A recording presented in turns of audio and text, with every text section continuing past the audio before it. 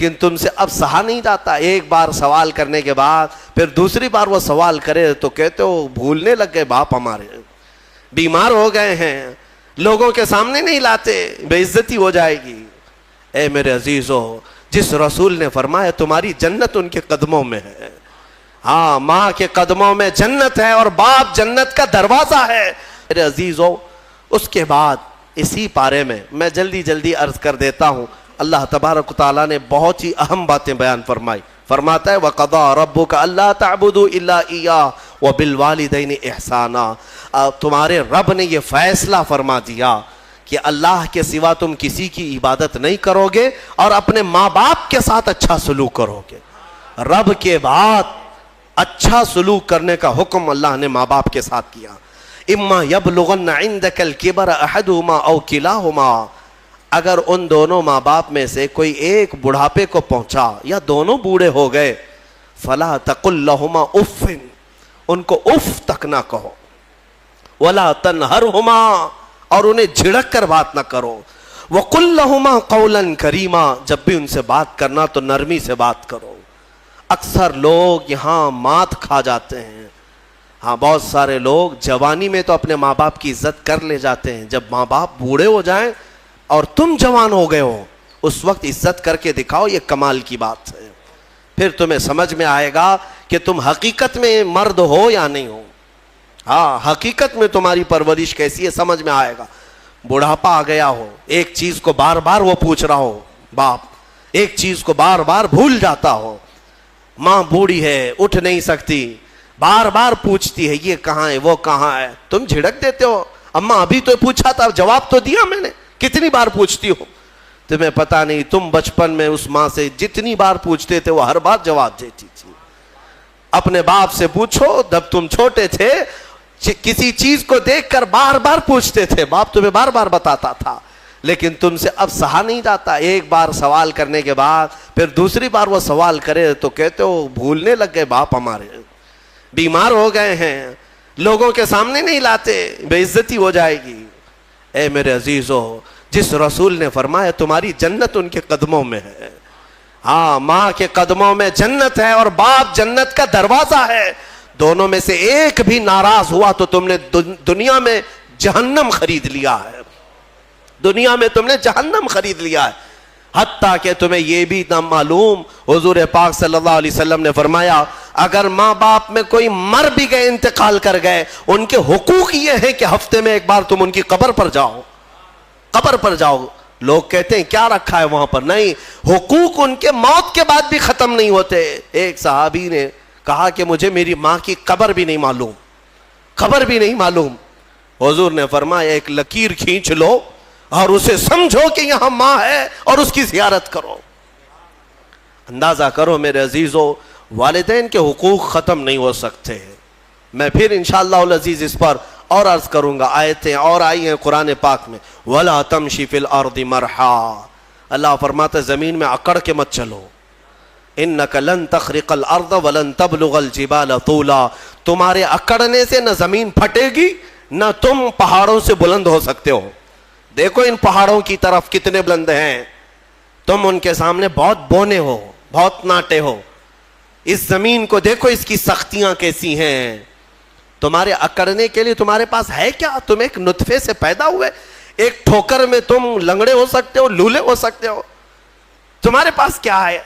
مولا علی کرم اللہ وجہہ الکریم کے پاس ایک شخص آیا اور کہا کہ حضور انسان کی بساط کتنی ہے, انسان کی طاقت کتنی ہے؟ تو انہوں نے فرمایا کہ کھڑے ہو جاؤ سامنے. کہا ایک ٹانگ اٹھاؤ, ایک پیر اٹھایا, وہ ایک پیر اٹھا کر کھڑا تھا تو حضرت علی نے کہا دوسرا بھی اٹھا لو. کہا کہ حضور دوسرا کیسے اٹھائیں, اوندھے منہ گر جاؤں گا. کہا بس تیری بساط اتنی ہی ہے, اتنی ہی ہے طاقت کہ اگر دوسرا بھی اٹھاؤ گے تو اوندھے منہ گر جاؤ گے. ہمارے پاس میرے عزیزو اتنی چیزیں نہیں ہیں کہ ہم پوری دنیا میں ادھر سے ادھر نظام کو بدل سکیں. غرور اور گھمنڈ جب آتا ہے انسان کو اللہ ڈھیل دیتا ہے. ہاں کچھ انسان ایسے ہیں جو زمینوں کی زمین فتح کر لیتے ہیں, مال بھی لے لیتے ہیں, حکومت بھی قائم کر لیتے ہیں, لیکن یہ صرف اور صرف رب کی ڈھیل کی وجہ سے. اور قرآن میں مولا فرماتا ہے ان کی طاقت ایسی ہے ان انسانوں کی کہ اگر ایک مکھی مر جائے تو اسے زندہ نہیں کر سکے گا. یہ ایک مچھر مر جائے تو تم اسے زندہ نہیں کر سکو گے. تم کتنے کمزور ہو تمہیں پتہ بھی نہیں ہے. ہاں تمہاری دھڑکنیں جس دن رک گئی تمہارے کروڑوں کی دولت لگا کر کے بھی تم سانسوں کو دوبارہ نہیں لا سکتے. میں نے ایک بڑی ہی عجیب و غریب بات پڑھی تھی. یہ کوریا کا غالباً ایک بہت بڑا امیر جس کی کمپنی ہے, مشہور موبائل کی کمپنی, دنیا میں سب سے زیادہ بکنے والے موبائل کی کمپنی کا مالک, جس کا حال یہ تھا کہ وہ جب چاہتا حکومتوں کو بدل دیتا تھا, اپنے ملک کی حکومت کو بدل دیتا, کبھی پریزیڈنٹ کو کبھی پرائم منسٹر کو ختم کر دیتا. اتنا پیسے کا مالک تھا. یہ ابھی زیادہ دن کی بات نہیں, 2012-13 کی بات ہے. اچانک اس شخص کو ایک بیماری لاحق ہوئی, بستر پر گر گیا, کوما میں چلا گیا, اور اس کا بیٹا موجود ہے, اور اس نے دنیا کے مہنگے ترین ڈاکٹروں کو بلایا, اور پر ڈے 100 کروڑ کا خرچ بھی اگر لگے اپنے باپ کو بولنے کے قابل بنا دے اور روٹی کھانے کے قابل بنا دے. 100 کروڑ پر ڈے خرچ کر کے بھی کوئی ایک ڈاکٹر نہ اسے بولنے کے قابل بنایا, نہ بات کرنے کے قابل, نہ روٹی کا ایک لقمہ کھانے کے قابل. 4 سال تک بستر پر پڑا رہا مردہ لاش کی طرح. 4 سال کے بعد کروڑوں ڈالر اس پر خرچ ہو چکے, پھر وہ دنیا سے نکل گیا, ختم ہو گیا. وہ شخص جس کا غرور یہ تھا کہ میں دنیا کی ہر چیز خرید سکتا ہوں, میں دنیا کی حکومتوں کو بدل سکتا ہوں, اپنے بستر سے اٹھنے کی طاقت نہیں تھی, اور سامنے موجود کسی ایک بندے سے ایک جملہ بات کرنے کی طاقت نہیں تھی. تم کیا سمجھتے ہو؟ اسی لیے میرے مولا کا فرمان سنو, زمین پر اکڑ کر مت چلو. آج یہ کفار و مشرکین جتنا ہماری زمین پر اکڑ رہے ہیں, ایک دن پکڑ آنے والی ہے, آئے گی پکڑ. ظالم اگر یہ سمجھتے ہیں کہ ان کے کاموں سے کوئی بے خبر ہے, سب کوئی نہیں دیکھ رہا ہے, اللہ رب العزت ہر کام سے باخبر ہے, دیکھ رہا ہے.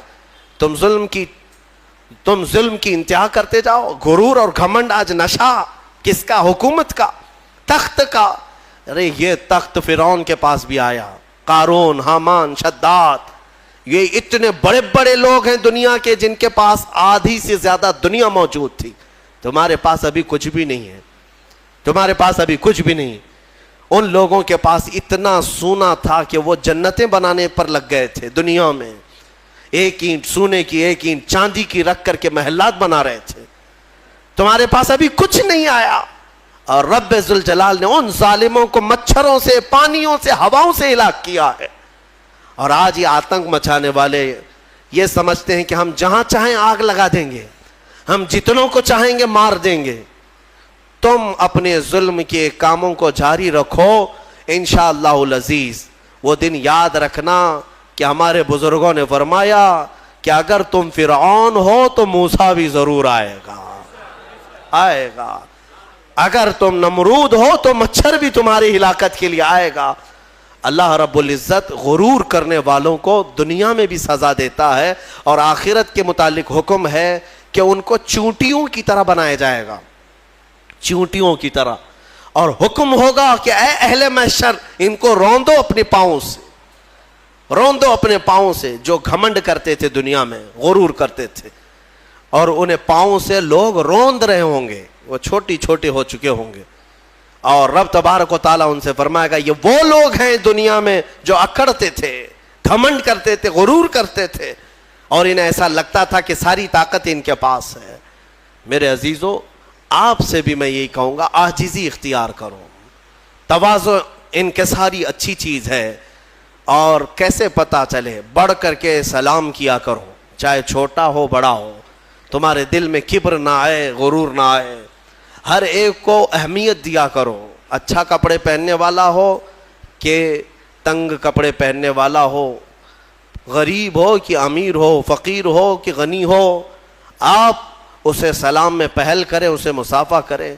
حضرت ابو بکر صدیق رضی اللہ تعالیٰ عنہ کا حال یہ تھا کہ کوڑ کی بیماری والا، کوڑ کی بیماری جس سے لوگ بھاگتے ہیں، وہ بھی اگر آتا تو حضرت ابو بکر صدیق دسترخوان پہ اپنے بغل میں بٹھاتے تھے اور اپنے برتن سے کھلاتے تھے۔ یہ نہیں ہے، حالانکہ حدیث پاک میں بچنے کا حکم دیا گیا ہے، لیکن صرف اور صرف تواضع انکساری کے طور پر۔ تواضع اور انکساری انسان کو بلند بناتی ہے۔ اسی لیے حکیموں نے کہا ہے جس شاخ میں پھل ہوتے ہیں وہ جھکی رہتی ہے، پھل ہوں تو ٹہنی جھکی رہتی ہے، اور جس شاخ میں پھل نہیں ہے تو اکڑی رہتی ہے، تنی رہتی ہے۔ اگر تمہارے اندر اخلاق اچھے ہیں تو جھکے رہو گے، اور اخلاق نہیں ہے تو اکڑے رہو گے۔ غرور و تکبر بغیر اخلاق والوں کے آتے ہیں۔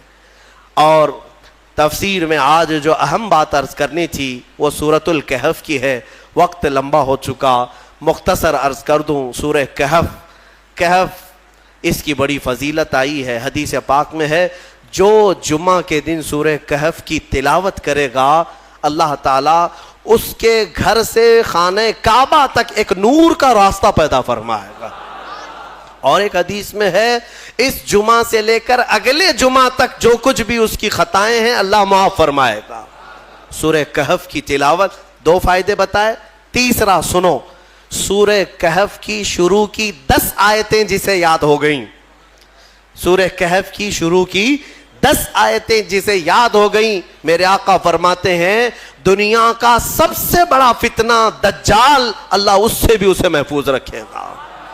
دجال کے فتنے سے محفوظ رہنے کے لیے سورہ کہف کی تلاوت ہر جمعہ کیا کرو، گھروں میں یا تو پھر کسی کی اچھی قرأت میں سنا کرو، تاکہ دونوں ثواب برابر ہیں، تلاوت کرنے کے اور سننے کے ثواب ہیں۔ کہف ایک غار کا ذکر ہے۔